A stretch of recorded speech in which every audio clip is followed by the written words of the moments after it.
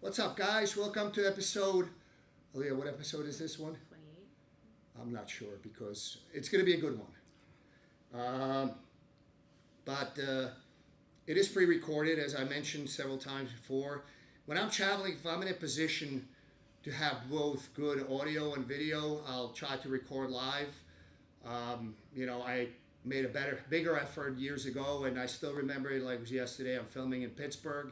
The school had like high ceilings. I knew right away the audio was not going to be good. I said, guys, if audio is important to you, stop watching right now. And guess what comment I got? Fox, the audio sucks. No kidding.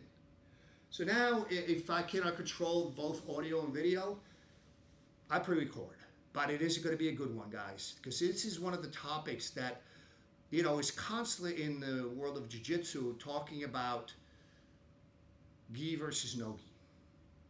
The reality is, if you look at the top guys in the world, there is some that focus only on no gi, but the ones that are consistently and probably great majority that are at the top are both good at the gi as well as no gi.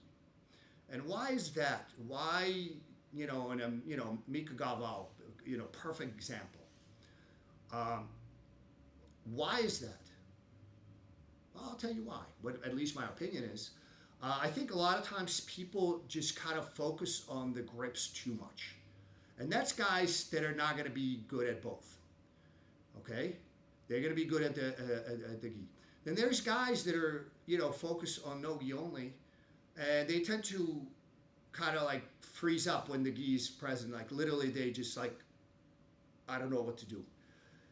The reality is it's got to be something in between. You need to learn how to control the person both with the grips as well as through your body movement. To me, that is more important than gi versus no gi. And I believe that there is a significant enhancement in your game if you practice both. Me personally, I probably prefer no gi, and the reason for that is it's very fast and forces you to think very quickly. You cannot kind of rest, right? Because some guys set a blistering pace. I do sometimes too. But I do make it a point to try to train 50-50 or with the gi at least 30-40% of the time. In the summer, probably less. In the winter, probably more because it's colder. But you need to sort of do both. I trained with one of my really good brown belts on Sunday, and like his I let him get grips, and then I took it away from him. The reality is, you got a guy that's 200 pounds, 230's got strong grips. There's guys that climb walls and stuff. You're not going to strip the grip. It's like, when the guy grabs your pants. And yeah, I can grip it. That was, barely adequate. And I don't think Ray was going all out. But by doing this, it's this. First of all, the stripping is not done by your arms. It's more with your legs. But again, now I'm moving in a way that now if Ray knows, yeah, he's going to step in, and now I'm defending something altogether different.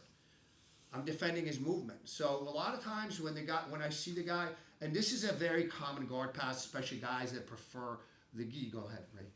Yeah, like this, and people just get paralyzed. They're just looking at it like like a deer in the headlights. I don't know. Do deer do that? So for me, as soon as I go, that's it. His grip has been not only neutralized, but it's actually been.